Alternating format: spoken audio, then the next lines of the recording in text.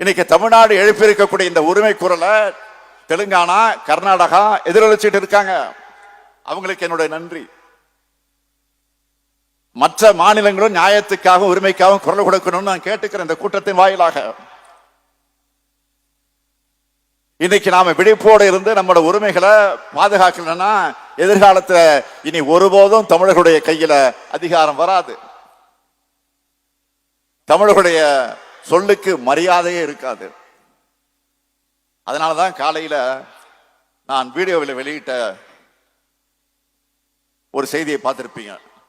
வீடியோவாக வெளியிட்ட செய்தியை உடன்பிறப்புகள் எல்லாம் இந்த செய்தியை எல்லாருக்கும் எடுத்துக்கிட்டு போகணும்னு கேட்டிருக்கிறேன்.